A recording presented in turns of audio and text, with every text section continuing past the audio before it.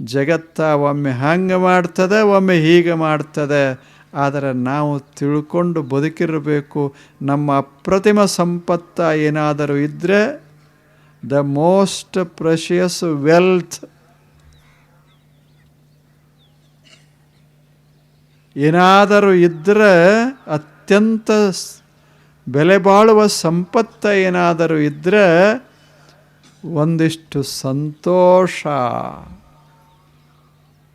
ಮುಖದ ಮೇಲೆ ಒಂದಿಷ್ಟು ಪ್ರಸನ್ನತ.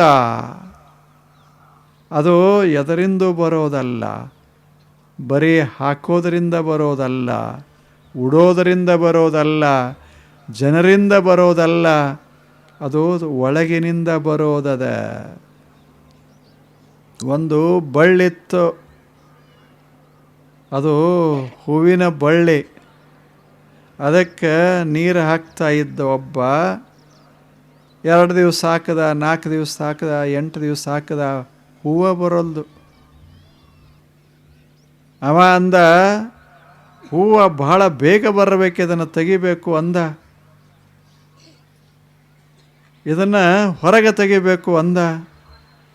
ಆವಾಗ ಬಳ್ಳಿ ಹೇಳ್ತು, ಹಂಗೆ ಬರೋದಿಲ್ಲ, ಒಳಗೆ ಇಲ್ಲೇ ಇಲ್ಲದು ಹೂವು. ನೀನು ಕತ್ತರಿಸಿದ್ರೆ ಒಳಗಿಂದ ಹೂ ಬರೋದಿಲ್ಲ, ಒಳಗೆ ಎಲ್ಲೂ ಹುಡುಕಾಡಿದರೆ ಸಿಗೋದಿಲ್ಲ. ಅದು ನಿಧಾನವಾಗಿ ನನ್ನ ಅಂತರಂಗದಿಂದ ಮೂಡಿ ಬರಬೇಕಾಗ್ತದೆ. ಅದನ್ನು ಮಾಡೋದಲ್ಲ, ಒಳಗಿನಿಂದ ತೆಗೆಯೋದಿರ್ತದೆ, ರೂಪಗೊಳಿಸೋದಿರ್ತದೆ. ಅದು ಹೊರಗಿಂದ ಬರೋದಲ್ಲ ಮಹಾನುಭಾವ. ಸುಮ್ಮನೆ ನೀರು ಹಾಕು, ಏನೂ ಮಾಡಬೇಡ, ದಾರಿ ಕಾಯಿ, ನೀರು ಹಾಕು, ಒಂದು ಹೂವು ಬರ್ತದೆ. ನಾಳೆ ನಿಧಾನವಾಗಿ ಬರ್ತದೆ. ಎಲ್ಲಿಂದ ಬರ್ತದೆ ಗೊತ್ತಾಗೋದಿಲ್ಲ. ನೀವು ಎಲ್ಲ ಬಿಚ್ಚಿ ಬಿಚ್ಚಿ ಆ ಬಳ್ಳಿ ನೋಡಿ, ಎಲ್ಲೆಲ್ಲೂ ಒಂದು ಮೊಗ್ಗೆ ಇರೋದಿಲ್ಲ, ಒಂದು ಹೂವು ಇರೋದಿಲ್ಲ. ಆದರೆ ಎಲ್ಲಿಂದಲೇ ಬರ್ತದೆ. ಹಾಗೆ ಸಂತೋಷ ಅನ್ನೋದು ಹೊರಗಿನಿಂದ ಬರೋದಲ್ಲ, ಎಲ್ಲಿಂದಾದರೂ ಬರೋದಲ್ಲ, ಒಳಗೆ ಎಲ್ಲರೇ ಇರೋದಲ್ಲ. ಅದು ಅಂತರಂಗದಿಂದ ಹಿಂಗೆ ಹರಿದು ಬರೋದು. ಅದು ಸಂತೋಷ. ಅದು ಒಳಗಿರೋದು, ಜೀವ ಒಳಗಿರೋದು, ಜೀವದ ಕಳೆ ಒಳಗಿರೋದು. ಜೀವ ಅರಳೋದು ಒಳಗಿನಿಂದ, ಮ್ಯಾಲಿನಿಂದಲ್ಲ, ಮ್ಯಾಲಿನಿಂದ. ಅಂಥದ್ದೊಂದು ಒಳಗೆ ಸಂತೋಷದ ಮೂಲ, ಅದರಿಂದ ಸಂತೋಷ ಹೊರಹೊಮ್ಮೋದದ. ಇಂಥ ಸಂತೋಷವೇ ಅಪ್ರತಿಮ ಸಂಪತ್ತು. ಇಂಥ ಸಂಪತ್ತನ್ನು ನಾವು ಪಡೆಯೋದೇ ಜೀವನದ ಉದ್ದೇಶ. ಅದು ನಮ್ಮನ್ನು ಶ್ರೀಮಂತ ಮಾಡ್ತದೆ. ಅದು ಶ್ರೀಮಂತ ಮಾಡ್ತದೆ. ನಾವು ಆವಾಗ ಶ್ರೀಮಂತರಾಗ್ತೇವೆ. ಉಳಿದ ಯಾವುದರಿಂದಲೂ ಶ್ರೀಮಂತ ಆಗೋದಿಲ್ಲ, ಒಳಗಿನ ಸಂತೋಷದಿಂದ ಶ್ರೀಮಂತ ಆಗ್ತೇವೆ. ಶೇಕ್ಸ್ಪಿಯರ್ ಅಂತ ಒಬ್ಬರಿದ್ದರು. ಶೇಕ್ಸ್ಪಿಯರ್ ಅಂತಿದ್ರು, ಬಹಳ ದೊಡ್ಡ ಮನುಷ್ಯ. ಆತ ಕವಿ, ಮಹಾಸಾಹಿತಿ. ಜಗತ್ತೆಲ್ಲ ಅವನನ್ನು ಬಹಳ ಕೊಂಡಾಡ್ತದೆ. ಅಂಥ ಸಾಹಿತಿ ಶೇಕ್ಸ್ಪಿಯರ್. ನಾಟಕಕಾರ. ಆತ ಬಡವ, ಅತ್ಯಂತ ಬಡವ. ಆತನ ಸಾಹಿತ್ಯ ಅದ್ಭುತ, ಅವ ಮಾತ್ರ ಶ್ರೀಮಂತ ಅಲ್ಲ. ಆತ ಒಂದು ಸುಂದರ ಮಾತು ಹೇಳ್ತಾನೆ. ಶೇಕ್ಸ್ಪಿಯರ್ ಬಹಳ ಛಲೋ ಮಾತು ಹೇಳ್ತಾನೆ. ನಾನು ಒಬ್ಬ ಸಾಮಾನ್ಯ ಅಲ್ಲ, ನಾನು ಒಬ್ಬ ಮಹಾರಾಜ್. ನನ್ನ ಕಿರೀಟ ತಲೆ ಮ್ಯಾಲಿಲ್ಲ, ನನ್ನ ಕಿರೀಟ ಬಂಗಾರದಿಂದ ಆಗಿಲ್ಲ, ನನ್ನ ಕಿರೀಟ ನನ್ನ ಒಳಗದ. ಏನು ಚಂದ ಮಾತು ಹೇಳ್ತಾ. I am the king of Kings. My crown is not made of gems and gold and gems. It is made of contentment. ಈ ಮೇಲೆ ತಲೆ ಮೇಲೆ ಹಾಕಿಕೊಂಡಂಥ ಕಿರೀಟಗಳು ಉರುಳ್ತಾವ. ಕಟ್ಟಿದಂಥ ಸಾಮ್ರಾಜ್ಯ ಕೈ ಬಿಟ್ಟು ಹೋಗ್ತದೆ. ನನ್ನ ಸಾಮ್ರಾಜ್ಯ ಕೈ ಬಿಡೋದಲ್ಲ. ನನ್ನ ಕಿರೀಟ ಉರುಳಿಸೋರು ಈ ಜಗತ್ನಾಗ ಯಾರಿಲ್ಲ. ಯಾಕೆ? ನನ್ನ ಕಿರೀಟ ನನ್ನ ಎದೆಯೊಳಗದೆ.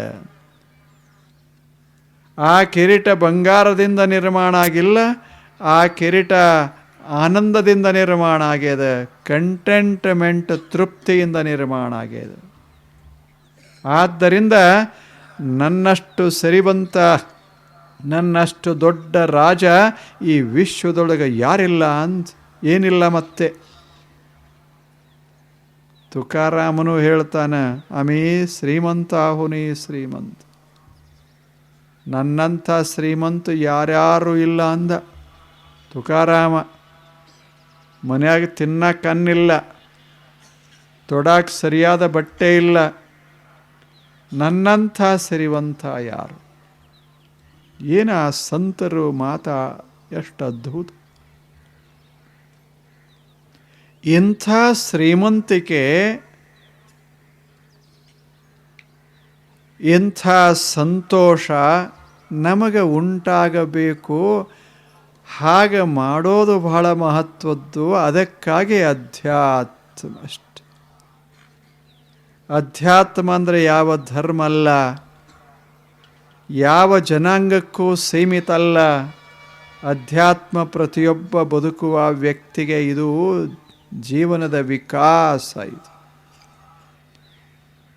ಏನು ಮಾಡ್ತದೆ? ನೋಡಲಿಕ್ಕೆ ಕಲಿಸ್ತದೆ, ಕೇಳಲಿಕ್ಕೆ ಕಲಿಸ್ತದೆ, ಕೆಲಸ ಮಾಡೋದಕ್ಕೆ ಕಲಿಸ್ತದೆ, ವಿಚಾರವನ್ನು ಕಲಿಸ್ತದೆ. ಅಷ್ಟೇ ಅಲ್ಲ, ಜಗತ್ತನ್ನು ಯಾವ ದೃಷ್ಟಿಯಿಂದ ಅನುಭವಿಸಬೇಕು ಅನ್ನೋದನ್ನು ಕಲಿಸ್ತದೆ. ಅಂಥದ್ದು ಅಧ್ಯಾತ್ಮದ ಮಾಡಬೇಕು. ಪ್ರತಿಯೊಬ್ಬ ಬದುಕುವ ಮನುಷ್ಯ ಅಧ್ಯಾತ್ಮವನ್ನು ಸಾಧಿಸಬೇಕಾಗ್ತದೆ. ಅದು ಅಧ್ಯಾತ್ಮದ ಯಾವುದಲ್ಲ. ಯಾರು ಸ್ಥಾಪನಾ ಮಾಡಲಿಲ್ಲ, ಯಾರು ಅದನ್ನು ಆರಂಭಿಸಲಿಲ್ಲ. ಅದು ಜೀವನದೊಂದಿಗೆ ಬಂದದ್ದು ಅಧ್ಯಾತ್ಮದ. ನಮ್ಮ ಕಣ್ಣರಳಿಸೋದು, ನಮ್ಮ ಮನಸ್ಸರಳಿಸೋದು, ನಮ್ಮ ಆಲೋಚನೆಗಳನ್ನು ವಿಸ್ತಾರ ಮಾಡೋದು, ಅದು ಅಧ್ಯಾತ್ಮ. ಎಂತೆಂಥ ಜನ ಆಗಿ ಹೋಗ್ಯಾರ ಹಿಂದೆ ತಾವು ನೋಡಿ. ಇಲ್ಲೇ ನಿಮ್ಮಲ್ಲೇ ನಿಮ್ಮ ಸಮೀಪದಲ್ಲೇ ಹಡಪದ ಅಪ್ಪಣ್ಣನವರಾಗಿ ಹೋದ್ರು. ಅವರ ಹೆಂಡತೆಯೇ ಲಿಂಗಮ್ಮ ಅಂತ ಕೇಳುವಂಗದ ಎಂತೆಂಥ ಹೆಣ್ಣು ಮಕ್ಕಳಾಗಿ ಹೋಗ್ಯಾರ ಈ ಜಗತ್ತಿನೊಳಗೆ. ಶಿಕ್ಷಣ ಅಲ್ಲ, ಆಕೆಗೆ ಶಿಕ್ಷಣ ಇರಲಿಲ್ಲ, ಯಾವ ಡಿಗ್ರಿ ಇಲ್ಲ, ಪ್ರಾಥಮಿಕ ಶಾಲೆ ಇಲ್ಲ, ಮಾಧ್ಯಮಿಕ ಇಲ್ಲ, ಕಾಲೇಜ್ ಇಲ್ಲ, ಡಿಗ್ರಿ ಇಲ್ಲ, ಡಾಕ್ಟ್ರೇಟ್ ಇಲ್ಲ. ಆದರೆ ಎಂಥ ಅದ್ಭುತ ಮಾತುಗಳನ್ನು, ಜೀವನ ಕುರಿತು ಎಂಥ ಆಳವಾದ ಚಿಂತನ ಮಾಡಿದ್ಲು. ಬದುಕಿನ ಉದ್ದೇಶ ಏನು ಅಂತ. ಒಬ್ಬ ಹೆಣ್ಮಗಳು, ಆಕೆಯ ಪತಿ ಕೆಲಸ ಸುಮ್ಮನೆ ಒಂದಿಷ್ಟು ಕಷ್ಟ ಮಾಡೋದು, ಕತ್ತರಿಸೋದಷ್ಟೆ. ಇಂಥ ಒಬ್ಬ ಹೆಣ್ಮಗಳು ಏನು ಮಾತನಾಡ್ತಾಳ, ಜೀವನ ಹೆಂಗದ ಆಕೆ ಕೇಳಬೇಕು. ಎಂಥ ಅದ್ಭುತ ಮಾತುಗಳನ್ನು ಹೇಳ್ತಾ. ಕಾಯ ಕದಳಿಯ ಹೊಕ್ಕು, ನೂನ ಕದಳಿಯ ದಾಂಟಿ, ಜೀವ ಪರಮರ ನೆಲೆಯನರಿದು, ಜನ್ಮ ಮರಣಗಳ ಗೆಲಿದು, ಭವವ ದಾಂಟಿದಂಗಲ್ಲದೆ ಘನವ ಕೂಡಬಾರದು. ಅಪ್ಪಣ್ಣ ಪ್ರಿಯ ಚನ್ನಬಸವಣ್ಣ. ಎಂಥ ಮಾತು. ಏನು ಸಾಧನೆ ತಾನು ಮಾಡಿದಾಳ ಹೇಳ್ತಾಳೆ. ಏನು ಜೀವನದ ಉದ್ದೇಶ ಏನು, ಎಷ್ಟು ಚಂದ ಹೇಳ್ತ. ಆ ಉದ್ದೇಶವನ್ನು ಈಡೇರಿಸೋದು ಹೇಗೆ, ನಾನು ಆ ಜೀವನವನ್ನು ಹೆಂಗೆ ಬಳಸಿಕೊಂಡೆ, ಇವೆಲ್ಲ ಮಾತುಗಳನ್ನು ಸಣ್ಣ ವಚನದಾಗ ಆಕೆ ಹೇಳ್ತಾರೆ. ಎಷ್ಟು ಚಿಕ್ಕದಾದ ವಚನ, ಎಷ್ಟು ಚೊಕ್ಕ ವಚನ, ಎಷ್ಟು ಸುಂದರದ. ಒಬ್ಬ ಹೆಣ್ಮಗಳು ಶ್ರೀಮಂತ ಅಲ್ಲ, ಒಂದು ಗುಡಿಸಲದೊಳಗೆ ಬಾಳಿ ಬದುಕಿದಂಥ ಹೆಣ್ಮಗಳು ಲಿಂಗಮ್ಮ. ಆಕೆ ಅಂತಾಳೆ, ಕಾಯ ಕದಳಿಯ ಹೊಕ್ಕು, ನಾನು ಈ ದೇಹದೊಳಗೆ ಬಂದೆ. ಕಾಯ ಕದಳಿ ಇದು ಕದಳಿಯಂಥ ಕಾಯ, ಬಹಳ ಸುಂದರವಾದದ್ದು ದೇಹ.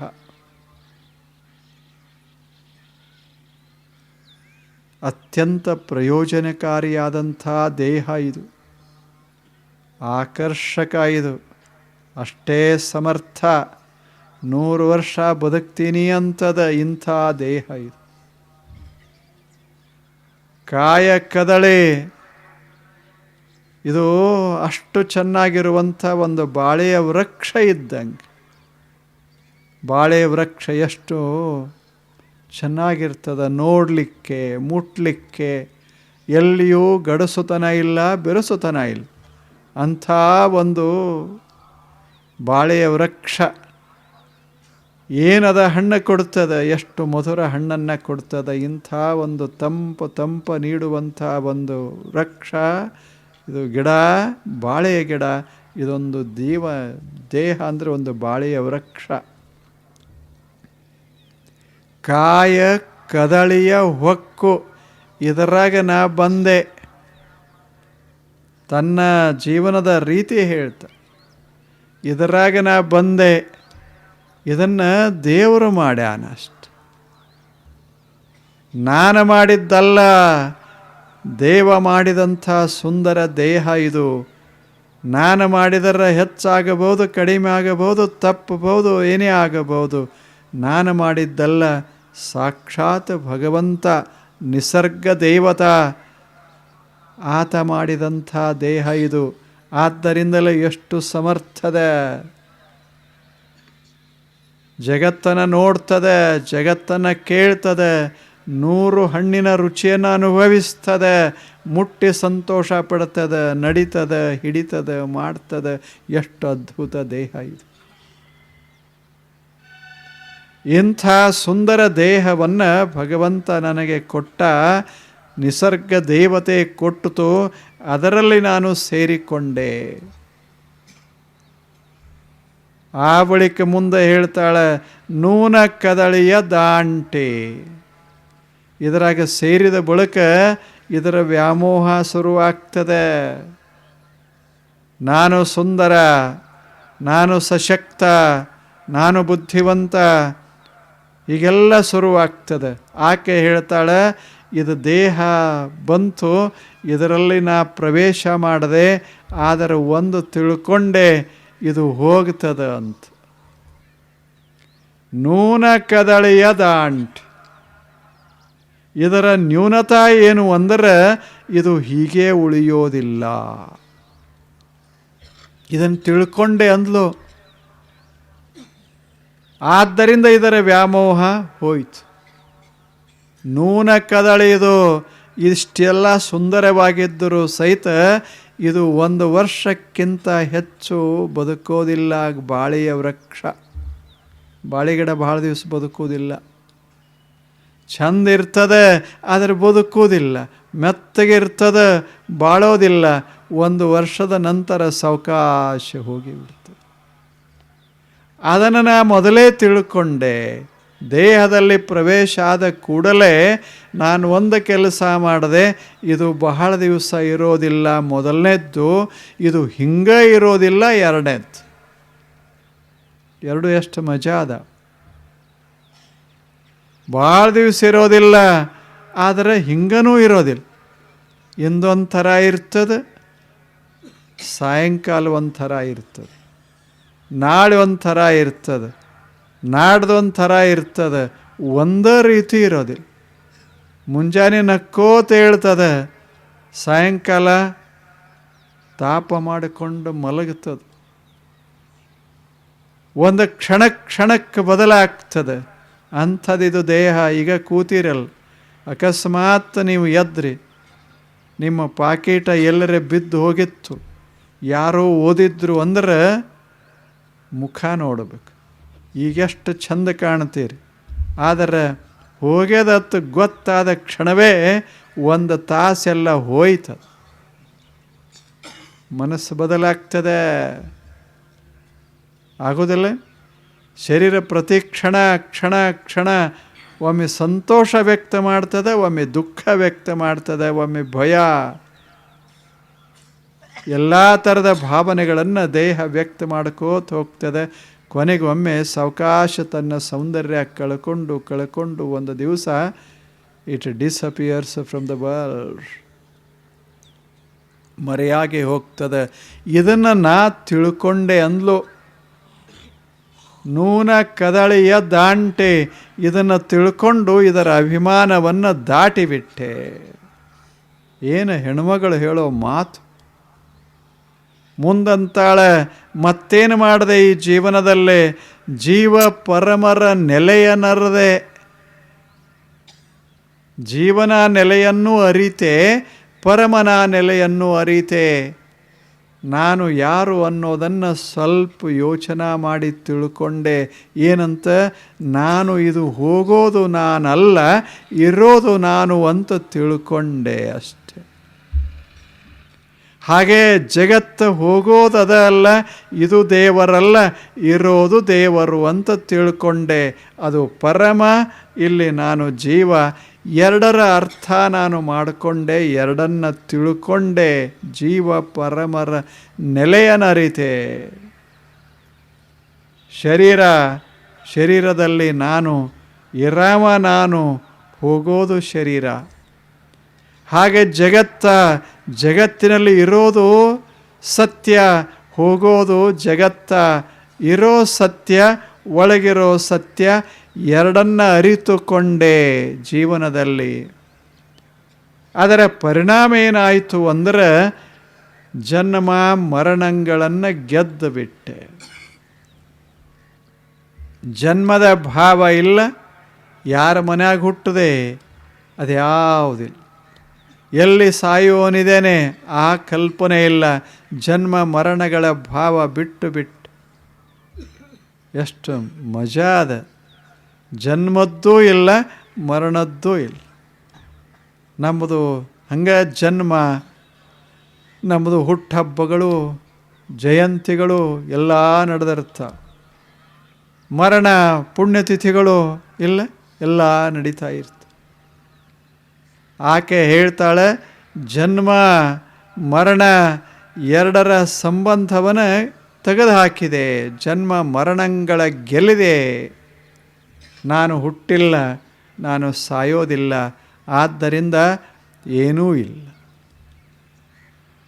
ಹುಟ್ಟೇ ಇಲ್ಲದ ಬಳಿಕ ಎಲ್ಲಿ? ಸಾಯೋದೇ ಇಲ್ಲದ ಬಳಿಕ ಎಲ್ಲಿ? ಹುಟ್ಟೇ ಇಲ್ಲದ ಬಳಿಕ ಜಾತಿಯಲ್ಲಿ, ಸಾಯೋದಿಲ್ಲದ ಬಳಿಕ ಕೆಟ್ಟದ್ದು ಎಲ್ಲಿ? ಎರಡೂ ಇಲ್ಲ. ಜನ್ಮ ಮರಣಗಳ ಗೆಲ್ಲಿದೆ. ಅಷ್ಟೇ ಅಲ್ಲ, ಮುಂದೆ ಹೇಳ್ತಾಳೆ, ಜನ್ಮ ಮರಣಗಳ ಗೆಲಿದು ಮುಂದೆ ಭವವದಾಂಟಿದೆ. ಭವವದಾಂಟಿದೆ.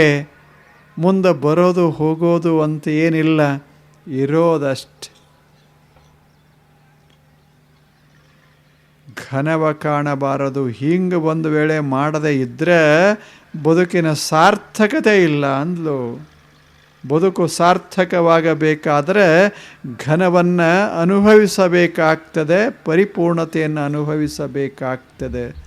ಇದು ಹಡಪದ ಅಪ್ಪಣ್ಣನವರ ಧರ್ಮಪತ್ನಿ ಲಿಂಗಮ್ಮನ ಸುಂದರ ಮಾತು.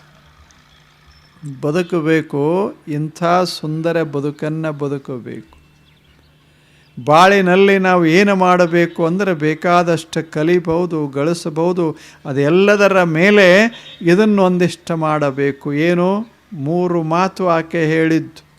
ನೂನ ಕದಳಿಯ ದಾಂಟಿ, ಜನ್ಮ ಮರಣಗಳ ಜೀವ ಪರಮರ ನೆಲೆಯ ನರಿದು ಜನ್ಮ ಮರಣಗಳ ಗೆಲಿದು. 3 ಮಾತು. ಬದುಕಿನಲ್ಲಿ ನಾವು ಏನೇ ಮಾಡಲಿ, ನಾವು ಒಕ್ಕಲಿಗರೋ ಅಥವಾ ವ್ಯಾಪಾರಿಗಳು ಅಥವಾ ಅಧಿಕಾರಿಗಳು ಏನಾದರೂ ಇರೋಣ, ಆದರೆ 3 ಮಾಡೋದು. ಇದರ ಸ್ವರೂಪ ತಿಳ್ಕೊಂಡಿರಬೇಕು. ನಾನು ಮತ್ತು ಜಗತ್ತಿನ ಮೂಲ ವಸ್ತುವಿನ ಭಾನ ಇರಬೇಕು. ಆ ಬಳಿಕ ಜನ್ಮ ಮರಣಗಳ ಬಗ್ಗೆ ವ್ಯಾಮೋಹ ಇರಬಾರದು.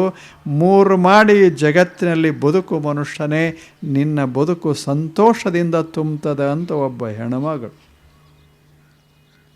ಎಂಥ ಚಂದ ಮಾತುಗಳನ್ನು ನಮ್ಮ ಜನ ಹೇಳ್ಯಾರ. ಭಾರತ ದೇಶ ಅದಕ್ಕೆ ಬಹಳ ಪವಿತ್ರ ಅಂತ ನಾವು ಅನ್ನೋದು. ಇಂಥ ಮಾತಾಡ್ಯಾರ ಅಷ್ಟೆ.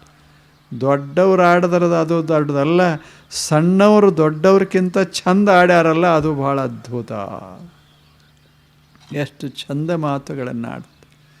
ಇಂಥ ಮಾತುಗಳನ್ನು ಮೆಲುಕು ಹಾಕೋತ ಇರೋದೇ ಅಧ್ಯಾತ್ಮ. ಇದು ಅಧ್ಯಾತ್ಮ. ಇಂಥ ಶರಣರು, ಸಂತರು, ಜ್ಞಾನಿಗಳು ಭಾರತ ದೇಶದೊಳಗೆ, ಜಗತ್ತಿನೊಳಗೆ ಬಹುಜನ ಆಗಿ ಹೋದವರು. ಅಂಥವರ ಮಾತುಗಳನ್ನು ನಾವೆಲ್ಲ ಸುಮ್ಮನೆ ನಮ್ಮ ಬದುಕನ್ನು ಸುಂದರಗೊಳಿಸೋದಕ್ಕಾಗಿ, ಬದುಕಿನ ಮೆರಗ, ಬದುಕಿನ ವೈಭವ ಇದನ್ನು ಹೆಚ್ಚಿಸೋದಕ್ಕಾಗಿ, ಬದುಕಿನ ಉದ್ದೇಶ ಶಾಂತಿ ಪಡೆಯೋದಕ್ಕಾಗಿ ಒಂದಿಷ್ಟು ಮಾತುಗಳನ್ನು ಬಳಸೋದಷ್ಟೆ.